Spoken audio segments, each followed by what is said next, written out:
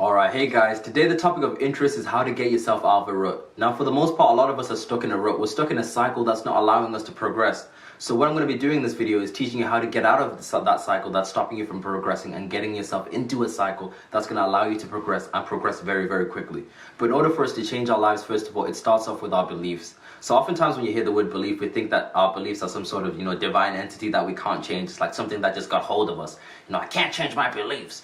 But what I want you guys to understand is this, is that all a belief is just an idea that you feel certain about. That's all it is. A belief is just an idea that you feel certain about. It's a feeling of certainty towards an idea. That's all a belief is, right? So when somebody says to you, I believe in God, or I believe that I'm intelligent, I believe that, I will be a success, what they're really saying is that I feel certain that there is a God. I feel certain that I will be a success. I feel certain that I am intelligent. That's all it is. It's a feeling of certainty. Now, what I'm going to do is I'm going to give you guys a key distinction between what an idea is and what a belief is. The difference between an idea and a belief. Right, so an idea is just, an idea is just something that's out there. It can be anything. Like, an idea could be, I believe that the earth is flat. It's an idea. Now, but what changes an idea into a belief is the references that you have. So in order for you to feel certain, or in order for you to believe that you're intelligent, you need to have references. You need to have evidence or proof to support that for you to feel certain about it. So when someone says, I believe that I am intelligent, or I feel certain I'm intelligent, I'll be able to ask them, why do you believe you're intelligent? Why do you feel certain that you're intelligent? And they'll say, like, I know because I got A stars in my GCSEs, my parents tell me so, everybody says so, so I just know it, right? They've got proof, shall we say, or they've got evidence, they've got references. So I want you guys to think of this, like a belief is like this, right? We all established that a belief is an idea that you feel certain about.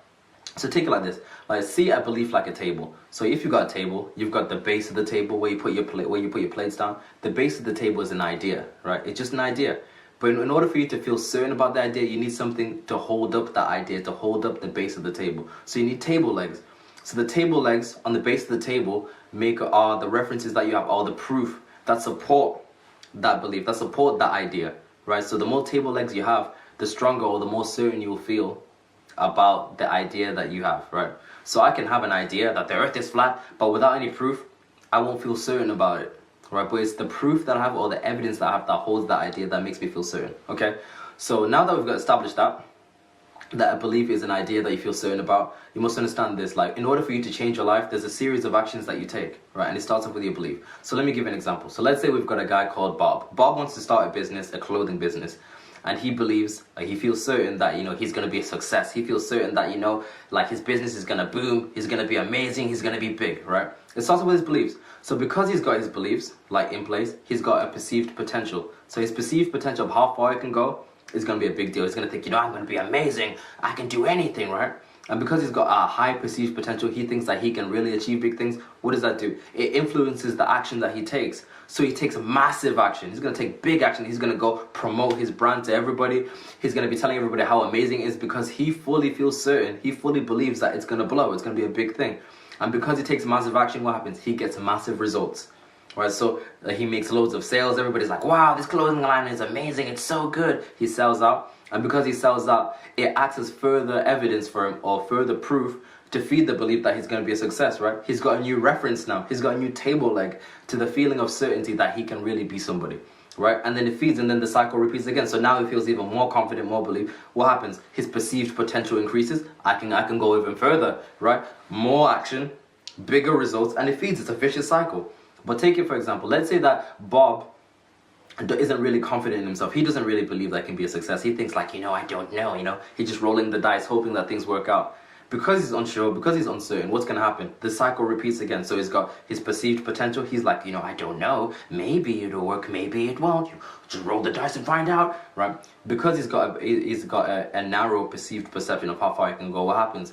The action that he takes isn't as massive. He doesn't take massive action. He does the bare minimum. He does like, just enough to see how far he can go. And because he does just enough, what happens? He gets just enough results. He gets mediocre results. He doesn't get results that are outstanding. If anything, he doesn't sell he barely sells any shirts because he barely promoted his brand, right?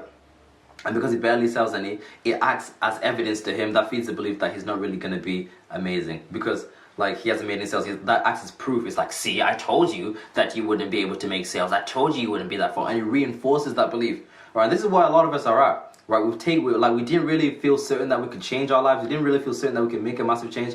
And because we didn't feel certain we could make a massive change, we took very limited action. And because we took limited action, we got limited results. And then, it feeds that belief. You feel bad about yourself. You're like, oh, see, I told you could never change your life. You feel down for a little bit. And then you go watch those motivational videos again, right? You watch those motivational videos on YouTube, and then you try again. But without changing your beliefs, without changing that feeling of certainty that you can change your life, nothing will change for you. You'll be stuck in that vicious cycle, and it's a really, really horrible cycle to be in. So I'm going to teach you guys how to break the cycle. And in order to break this cycle, you need to first of all change your beliefs. It starts off with your beliefs. So I'm going to teach you how to change your beliefs. So like we said before at the start of the video, we said that your beliefs are is a feeling of certainty towards an idea. So we said that you've got your idea. Your idea is like the base of the table, and you've got your table legs that support that idea. We've said that. So in order for you to remove that feeling of certainty for an idea, you need to first of all get rid of the table legs, because it's the table legs that are supporting that idea, that keep making you feel certain. Without the table legs, it changes from a belief to just simply an idea, right? So what you need to do now is to get rid of those table legs. You need to first of all question the references you have. So the more times that you question the references you have, or the proof that you have, the weaker the belief gets, the weaker the table legs get. You need to question them. That's how you get rid of them. So for example, if somebody says, you know what, I believe that I am intelligent, for me to get them to doubt whether they're intelligent or not, I can question them. So I can say, really, how do you know you're intelligent? And they'll say, like, it's because I got an A star in this exam, but then I could say this, but are you really that intelligent? Because look at how many other people got an A star in that exam. Surely that exam was easy. Boom. I'm starting to get them to question it, right? They could say, well, I know I'm intelligent because my mom tells me so. Oh, really? But wouldn't she say that to you only because she loves you, not because it's the truth? Boom. I'm questioning it, right? The more times you question something, the weaker the belief will get. So that's how it works, right? Now, another way you can change your beliefs is through the use of incantations. Now, what an incantation is kind of like an affirmation. So when I say affirmations are when you repeat something positive over and over to yourself to get yourself to believe. That's what an affirmation is. So you look in the mirror and say, you know, I am beautiful, I am smart, I am intelligent, all that stuff, and it's cool. And I've talked about them on this channel. But one thing that I really encourage you guys to do is use incantations. Now, incantations are even more powerful. What an incantation is when you repeat positive things to yourself with strong emotion while moving your body. And it's so important that you move your body, because your body really influences the emotion that you feel. So when you repeat something to yourself and you move your body and you move it with emotion and passion, it really, really imprints your subconscious mind. Now, what you must understand is that your subconscious mind dictates largely a lot of the beliefs that you have, right? A lot of the beliefs that you have are like in your subconscious mind. You're not even aware that you believe them, right? They're just so deeply ingrained in there.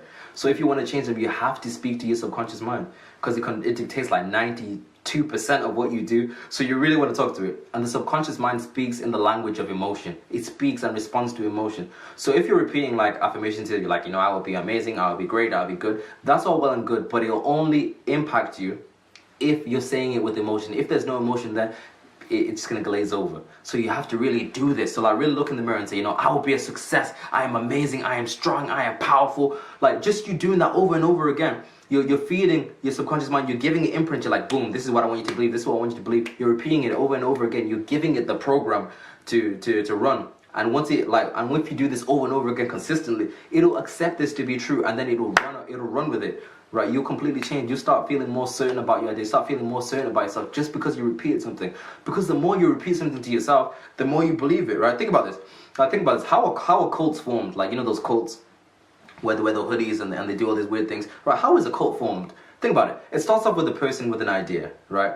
An idea. So they have an idea, thinking, you know what? If we drink this blood, we will get superpowers. Right? Someone has that idea. Right? So that person goes at home and they repeat it to themselves. If I drink this blood, I will have superpowers. If I drink this blood, I will have superpowers. Repeat it over and over again. They repeat it so much to themselves that they start to feel certain about it. You know, they're thinking, you know what? This is true. This will give me blood, right? So they go and they find other people and they tell them, you know what? You know, if we drink this blood, we'll get superpowers. Right, though the person they repeated that person. Now that person's thinking, well, this person's crazy, but the person believes it so much with so much conviction that they convince the other person to get into it. Because the person who feels most sure in any interaction leads the interaction. So the person who's more sure, more confident in what they're saying will influence the other person. So they feel so confident about that, like, see, I told you, and if you drink this blood, you get superpowers. So because they believe it so much, the people that they're preaching it to start to accept it to be true. So they're thinking, oh, he is right. No, if we do drink this blood, we'll get superpowers. So he's convinced one person. Now, because he's convinced one person, right? He's starting to think, see, look, this the circle begins again, remember? So perceived potential. right? Action. He's taking massive action, speaking to that guy. You know, you see that? Drink his blood, you'll get superpowers. The person converts, right, to his idea, which reinforces the belief that my idea must be true, I must be right? Once again, ha ha ha ha, drinking the blood, and it continues, right? So the cult forms. So now he's converting even more people, and more people are following it, and because that guy's repeating it more and more to himself, he believes it more and more, and because the people who are in that cult are now preaching it to other people, they believe it more and more, and then it becomes a cycle, right? That's how a cult is formed. It's crazy, right? Just by you reinforcing a belief. So what I'm saying is this: is that if you believe right, and you believe it strong enough, people will believe it too. But you can create your own beliefs. You don't have to leave them to chance, because a lot of the beliefs that you have, right, they're not even your own. They're things that have been passed down to you, passed down by your parents, passed down by your peers, passed down by limited perceptions of people. So what I'm saying is that you can create your own beliefs. But in order to get out that road, you have to influence your beliefs. So it's kind of what I talked about already. So we talked about this. So A, question your limited beliefs. Question them. Question why you can't be successful. And find people who are successful and model them. Okay? And number 2, incantation. So repeat things to yourself. Repeat what you want in your life with passion over and over again, and you'll begin to believe it. I guarantee it. Okay? So that's the video of the day, guys. I hope that's encouraged you or inspired you. Goodbye.